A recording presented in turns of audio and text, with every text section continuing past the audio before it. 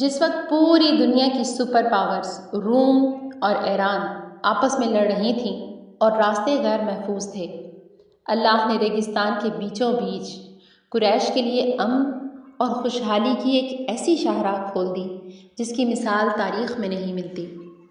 سورہ قریش کو ٹھیک ٹھیک سمجھنے کے لیے ضروری ہے کہ اس کے تاریخی پس منظر کو نگاہ میں رکھا جائے، جس کا سورہ فیل کے مضمون سے گہرا تعلق ہے۔ جہاں سورہ فیل میں دشمن یعنی ابرہہ کی تباہی کا ذکر ہے، جو ہم پارٹ 1 اور پارٹ 2 میں بیان کر آئے ہیں، وہیں سورہ قریش میں اس تباہی کے نتیجے میں ملنے والے امن اور خوشحالی کا بیان ہے، جو آج انشاءاللہ ہم اس ویڈیو میں بیان کریں گے۔ رب اشرح لي صدري ويسر لي أمري واحلل عقدة من لساني يفقهوا قولي رب يسر ولا تعسر وتمم بالخير وبك نستعين بسم الله الرحمن الرحيم السلام عليكم ورحمة الله وبركاته بسم الله الرحمن الرحيم لإيلاف قريش إيلافهم رحلة الشتاء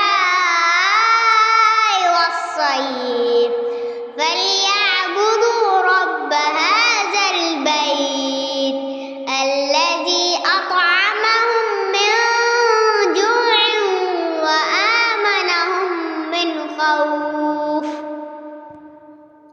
شروع کرتے ہیں قبیلہ قریش سے۔ سیدہ ام ہانی رضی اللہ تعالیٰ عنہ سے روایت ہے کہ رسول اللہ صلی اللہ علیہ وآلہ وسلم نے فرمایا، اللہ تعالیٰ نے قریش کو 7 خصائل کی بنا پر فضیلت دی ہے۔ انہیں اس بنا پر فضیلت دی کہ انہوں نے 10 سال تک اللہ تعالیٰ کی خالصتاً عبادت کی، صرف قریشی اس کی عبادت کرتے تھے۔ انہیں اس وجہ سے فضیلت دی کہ اس نے ہاتھیوں والے لشکر کے دن ان کی مدد کی، حالانکہ وہ مشرک تھے۔ انہیں اس بنا پر فضیلت دی کہ ان کے بارے میں قرآن مجید کی ایک مکمل صورت لإیلاف قریش نازل کی، اس میں کسی دوسرے کا ذکر نہیں کیا۔ انہیں اس وجہ سے فضیلت دی کہ ان میں نبوت، خلافت، محافظت و نگرانی اور حاجیوں کو پانی پلانا ہے۔ قریش کا قبیلہ نبی کریم صلی اللہ علیہ وآلہ وسلم کے جد اعلیٰ قصی بن کلاب کے زمانے تک حجاز میں منتشر تھا۔ سب سے پہلے قصی نے ان کو مکہ میں جمع کیا اور بیت اللہ کی تولیت اس قبیلے کے ہاتھ میں آ گئی۔ اسی بنا پر قصی کو مجمع یعنی کہ جمع کرنے والے کا لقب ملا۔ انہوں نے مکہ میں ایک باقاعدہ شہری ریاست کی بنیاد رکھی اور حاجیوں کی خدمت کا ایسا نظام بنایا کہ پورے عرب میں قریش کا اثر و رسوخ قائم ہو گیا۔ قصی کے بعد ان کے پوتے اور رسول اللہ صلی اللہ علیہ وآلہ وسلم کے پردادا ہاشم نے ایک انقلابی قدم اٹھایا۔ انہوں نے سوچا کہ صرف حاجیوں کی خدمت پر اکتفا کرنے کی بجائے بین الاقوامی تجارت میں حصہ لیا جائے۔ انہوں نے سال میں 2 بڑے سفر طے کیے، سردیوں میں یمن یعنی گرم علاقہ اور گرمیوں میں شام یعنی ٹھنڈا علاقہ۔ اس سے قریش کی معیشت مستحکم ہو گئی۔ ہاشم اور ان کے بھائیوں نے شام، حبش، یمن، عراق اس جیسی دوسری حکومتوں سے تجارتی مراعات حاصل کی۔ انہوں نے راستے کے قبائل کے ساتھ محبت اور ہم آہنگی کے معاہدے کیے، جس سے ڈاکو ان کے محافظ بن گئے۔ قریش کی اس تمام تر ترقی اور اثر و رسوخ کے موقع پر اس گھر کے بانی حضرت ابراہیم علیہ السلام کی وہ پرسوز دعا یاد آتی ہے جنہوں نے صدیوں پہلے اس بنجر وادی میں مانگی تھی، جب انہوں نے اس غیر عزیز زرع یعنی ایسی وادی میں جہاں کوئی زراعت نہیں ہوتی تھی، وہاں اپنی بیوی اور بچے کو چھوڑا تھا۔ جب انہوں نے دعا مانگی، اے رب اس شہر کو امن والا بنا دے، یعنی مکہ کو، اور اس کے رہنے والوں کو جو اللہ اور یوم آخرت پر ایمان لائیں، طرح طرح کے پھلوں اور رزق سے نوازنا، تو لگتا ہے کہ اس دعا کا یہاں عروج تھا۔ اس دعا کی قبولیت اور وہ دعا جو اللہ تعالیٰ کے آخری نبی حضور اکرم صلی اللہ علیہ وآلہ وسلم کی بعثت کے لیے حضرت ابراہیم علیہ السلام نے مانگی تھی، اس کا پلیٹ فارم تیار ہو رہا تھا۔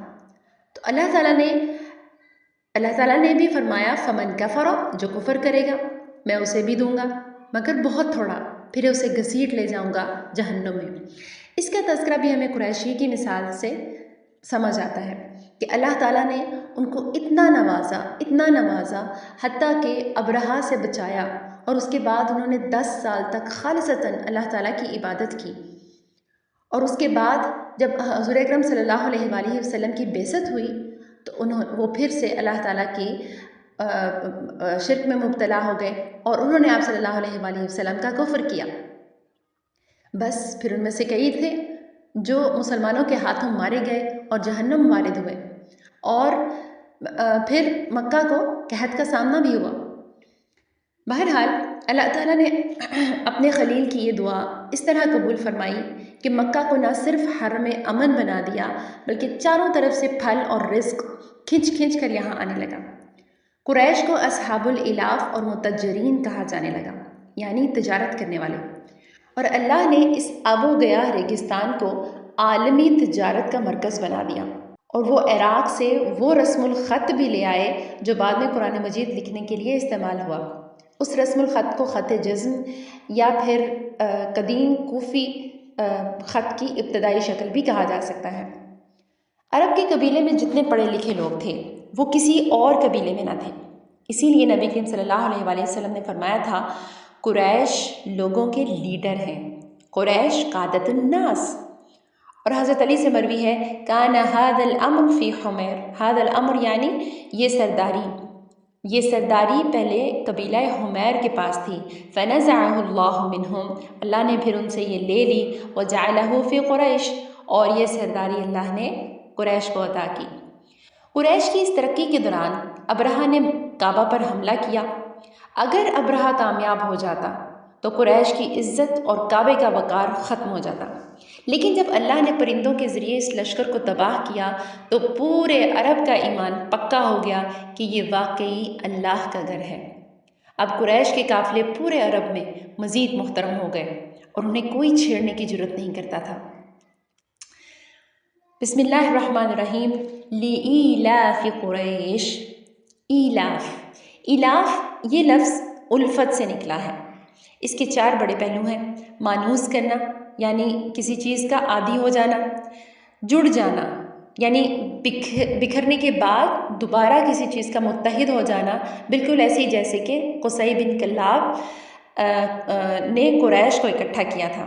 خوگر ہونا، کسی مشکل کام کو سہولت سے کر لینا، جیسے کہ ان کے لمبے تجارتی سفر تھے۔ الاف سے جو پہلے لام آیا ہے، لِإِيلَاف، لام ہے، اس کے 2 معنی ہو سکتے ہیں، یا تو یہ تعجب کے لیے ہے یا پھر یہ کسی چیز کی اگلی بات کی وجہ بیان کر رہا ہے۔ گویا اللہ تعالیٰ فرما رہے ہیں یہ ذرا قریش کے حال پر تعجب تو کرو، وہ لوگ جو کبھی بالکل بکھرے ہوئے تھے، منتشر تھے، اللہ نے انہیں اکٹھا کیا، انہیں الفت دی، تجارت کا خوگر بنایا اور خوشحالی دی، لیکن اس سب کے باوجود ان کا رویہ تو دیکھو کہ وہ اسی رب کی بندگی سے منہ موڑ رہے ہیں جس نے انہیں یہ سب عطا کیا۔ دوسرا معنی یہ بھی ہو سکتا ہے کہ اگر قریش اللہ کی باقی بے شمار نعمتوں کو نظر انداز بھی کر دیں تو کیا صرف یہی ایک نعمت یعنی تجارتی سفروں سے مانوس ہونا اور خوشحالی پانا، امن پانا کافی نہیں ہے کہ وہ اس گھر کے رب کی عبادت کریں؟ انسان جب کسی نعمت کا عادی ہو جاتا ہے نا تو وہ اسے اپنی محنت کا نتیجہ سمجھنے لگتا ہے اور دینے والے کو بالکل بھول جاتا ہے۔ قریش کے ساتھ بھی یہی ہوا۔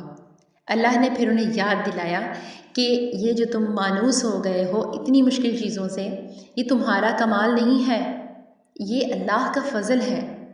قریش مکہ کی بنجر وادی میں رہتے تھے جہاں کچھ نہیں اگتا تھا، وہاں دنیا کی بہترین نعمتیں استعمال کر رہے تھے۔ یہ ایلاف ہی تو تھا جس نے ریگستان کے باسیوں کو عالمی تاجر بنا دیا تھا، جس کے پیچھے ابرہہ پڑ گیا تھا، اسی نیت سے آیا تھا نا وہ۔ ایلافہم رحلۃ الشتاء والصیف، یعنی ان کو سردی اور گرمی کے سفروں کا خوگر بنا دیا، یعنی اس وجہ سے لإیلاف قریش، اس وجہ سے کہ ہم نے قریش کو گرمی اور سردی کے سفروں کا خوگر بنا دیا۔ قریش کے لوگ سال میں 2 مرتبہ بڑے تجارتی قافلے ترتیب دیتے تھے اور یہ ان کی معیشت کی شہرت تھی۔ رحلۃ الشتاء، سردی کا سفر، سردیوں میں قریش یمن کا رخ کرتے تھے کیونکہ وہاں کا موسم گرم ہوتا تھا اور وہاں سے وہ سمندری راستے سے آنے والا افریقہ اور ہند کا مال حاصل کرتے تھے۔ والصیف، اور گرمیوں کا سفر، گرمیوں میں وہ شام اور فلسطین کی طرف جاتے تھے کیونکہ وہاں کا موسم خوشگوار ہوتا تھا، اور وہ رومی سلطنت کی منڈیوں سے فائدہ اٹھاتے تھے۔ مکہ کی وادی چونکہ بنجر تھی، جیسے کہ ابراہیم علیہ السلام کی دعا سے بھی ہمیں پتہ چلتا ہے، غیر ذی زرع، میں یہاں اس جگہ پر اپنی بیوی اور بچے کو چھوڑ کے جا رہا ہوں جو غیر ذی زرع ہے، جہاں کچھ نہیں اگتا، ٹھیک ہے، وہاں کھیتی باڑی نہیں ہوتی، کوئی صنعت کاری نہیں ہوتی۔ ایسے میں ان خطرناک اور طویل سفروں کا ان کے لیے آسان ہو جانا اور پھر ان کا اس کا عادی ہو جانا اللہ کا بہت بڑا معجزہ تھا۔ اگر وہ ان سفروں سے مانوس نہ ہوتے تو بھوک سے مر جاتے۔ کہتے ہیں کہ جو لوگ حج کرنے آتے تھے، قریش کے مرد جن مردوں کو کپڑا دیتے اور قریش کی عورتیں جن عورتوں کو کپڑا دیتی، وہ لوگ کپڑوں میں طواف کرتے اور ان کے علاوہ سب لوگ برہنہ مکہ کا طواف کرتے تھے۔ تو یہاں سے دیکھیں کہ ان کے ارد گرد کیسی قسم پرسی کی حالت تھی۔ الاف کا ایک مطلب ہوتا ہے تحفظ کا معاہدہ۔ ہاشم بن عبد مناف نے شام کے غسانی حکمرانوں سے اور ان کے بھائیوں نے دوسرے ملکوں سے جو معاہدے کیے تھے، ان کی بدولت قریش کو یہ خاص رعایت حاصل تھی کہ وہ بغیر کسی خوف کے ان ریاستوں میں تجارت کر سکتے تھے۔ عام طور پر عرب میں قافلے لوٹ لیے جاتے تھے، لیکن قریش کے لیے سردی اور گرمی کے یہ دونوں راستے محفوظ کر لیے گئے تھے۔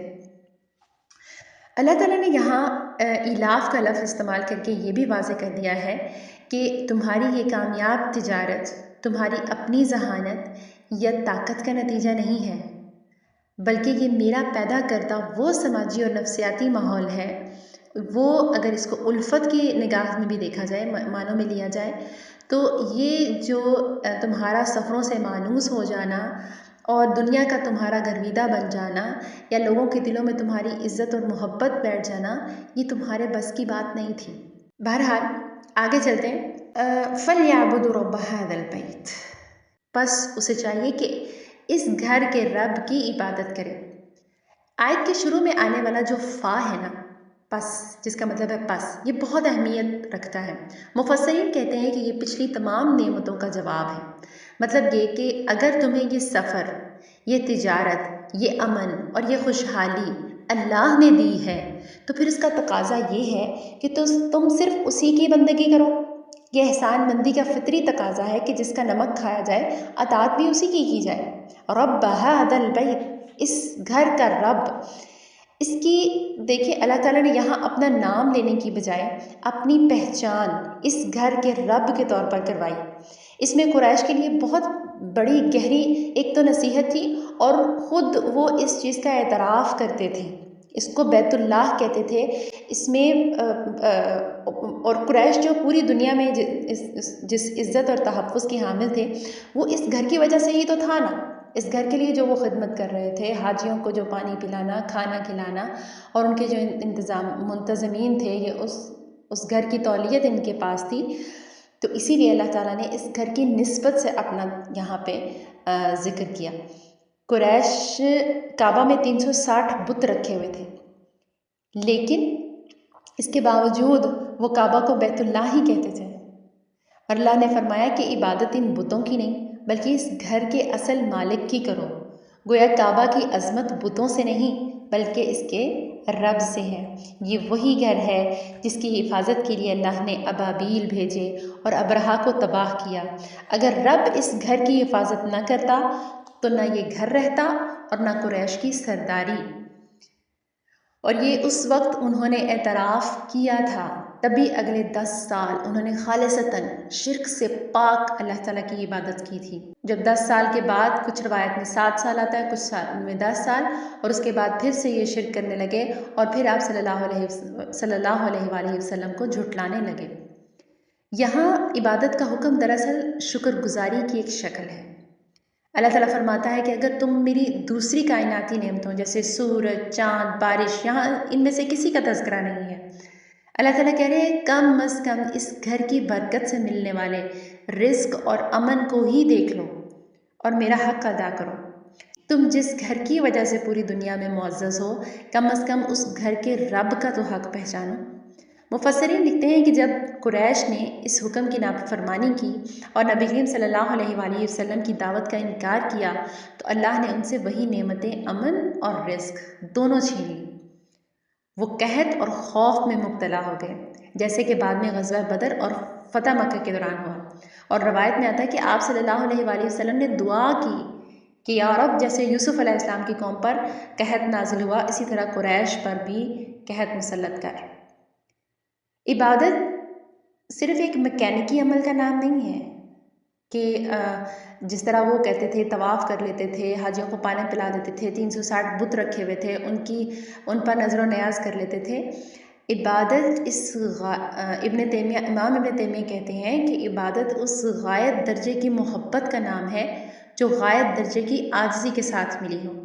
یعنی اگر آپ کسی سے محبت تو کرتے ہیں لیکن اس کے سامنے جھکتے نہیں، اس کی بات نہیں آپ مان رہے، اور دوسری طرف اگر آپ کسی سے ڈر کر اس کے سامنے جھکتے تو ہیں، اس کی بات تو مان لیتے ہیں لیکن دل محبت سے خالی ہے، تو یہ دونوں چیزیں عبادت نہیں ہیں۔ عبادت تب بنتی ہے جب دل اللہ کی محبت سے بھرا ہو اور سر اس کی عظمت کے سامنے جھکا ہوا ہو، اور آپ اللہ کی رضا کے لیے ہر کام کر رہے ہوں۔ اسلام میں ہر وہ کام عبادت بن سکتا ہے جو دو شرائط پر پورا اترتا ہے۔ وہ کام اللہ کے بتائے ہوئے طریقے کے مطابق ہو، اس کے پیچھے نیت صرف اللہ کی رضا اور خوشنودی ہو۔ اس لیے ایک مومن کا رزق حلال کمانا، بچوں کی پرورش کرنا، راستے سے پتھر ہٹانا یا کسی کے ساتھ مسکرا کر بات کرنا بھی عبادت ہے۔ رب اور عبد کا تعلق سورہ قریش کی اس آیت فَلْيَعْبُدُوا رَبَّ هَذَا الْبَيْتِ کے تناظر میں دیکھیں تو عبادت کا مطلب ہے کہ شکر گزاری۔ جب ہم اللہ کی نعمتوں، رزق اور امن کو پہچان لیتے ہیں تو ہمارا دل خود بخود اس کے سامنے جھکنے لگتا ہے۔ یعنی شکر گزاری عبادت کی روح ہے۔ عبادت کا مطلب یہ ہے نا کہ ہم اپنی زندگی کے ہر فیصلے میں اللہ کو اپنا مالک اور خود کو اس کا غلام تسلیم کر لیں۔ جس طرح قریش مکہ کی پوری زندگی کعبہ کے گرد گھومتی تھی، اسی طرح ایک مومن کی پوری زندگی اللہ کی بندگی کے گرد گھومنی چاہیے۔ ہماری تجارت، ہماری سیاست، ہمارا اخلاق، ہماری تنہائی، جب یہ سب اللہ کے حکم کے تابع ہو جائیں تو یہ عبادت ہے۔ اور یہ بات بھی یہاں واضح ہو جاتی ہے کہ اگر جسم بیت اللہ کا طواف تو کرے اور دل اس کی محبت اور اطاعت میں جھکا ہوا نہ ہو تو اللہ کے ہاں قابل قبول نہیں ہے۔ قریش کعبہ کی تولیت، کعبہ کی حفاظت، کعبہ کے متولی تھے، اتنا بڑا اعزاز تھا ان کے پاس، لیکن اللہ تعالیٰ کیا کہتے ہیں؟ فَلْيَعْبُدُوا، عبادت رہتی ہے ابھی، یہ عبادت نہیں ہے۔ عبادت رہتی ہے، دل کا جھکنا باقی ہے۔ آپ کو حرم مکہ کی تولیت تو حاصل ہو گئی، لیکن زندگی دین محمدی کے خلاف ایک محاذ بنی ہوئی ہو تو اللہ کے ہاں تم قبول نہیں ہو۔ آئیے اس سورہ کی آخری اور سب سے جامع آیت کی طرف بڑھتے ہیں جو انسانی زندگی کی دو بنیادی ترین ضرورتوں کا احاطہ کرتی ہے۔ الذی اطعمہم من جوع وآمنہم من خوف، جس نے انہیں بھوک میں کھانا کھلایا اور خوف سے امن عطا کیا۔ اللہ تعالیٰ نے اپنی بندگی کی دعوت دینے کے بعد ان دو احسانات کا ذکر کیا جن کے بغیر انسانی زندگی کا تصور بہت مشکل ہے۔ اطعمہم من جوع، بھوک میں کھانا کھلایا۔ مکہ ایک ایسا ریگستان تھا جہاں گھاس کا تنکا تک نہیں اگتا تھا۔ میں بار بار یہ لفظ ریپیٹ کر رہی ہوں، لیکن اللہ نے ایلاف اور تجارتی اسفار کے ذریعے وہاں رزق کی ایسی ریل پیل کر دی کہ یعنی کہنے اور سننے میں یہ بہت چھوٹا سا لگ رہا ہے نا، خلاص رزق آ گیا، تجارت شروع ہو گئی، لیکن یہ وہاں اور وہاں کے ماحول کے مطابق بہت ناممکن سی چیز تھی۔ مکہ عرب کا سب سے بڑا معاشی مرکز بن گیا تھا۔ آمنہم من خوف، اور دوسری نعمت خوف سے امن دیا۔ اس زمانے میں جہاں پورے عرب میں جنگ و جدل اور لوٹ مار کا بازار گرم تھا، لیکن حرم کی برکت سے قریش کو وہ امان حاصل تھی کہ وہ جہاں سے گزرتے لوگ ان کا احترام کرتے تھے۔ بس یہ کہہ دینا کافی ہوتا تھا کہ میں قریشی ہوں۔ کہاں قافلے کے قافلے لوٹ لیے جاتے تھے اور ان کا بچ کے واپس آنا کو معجزہ ہوتا تھا، کہاں اکیلا قریشی بھی سفر کر سکتا تھا، کوئی ان پر ہاتھ اٹھانے کی جرت نہیں کرتا تھا۔ آپ کو پتہ ہے انسانی فطرت ہے کہ اسے دو ہی چیزیں سب سے زیادہ پریشان کرتی ہیں، معاشی تنگی یعنی کہ بھوک، اور بے امنی یعنی کہ خوف۔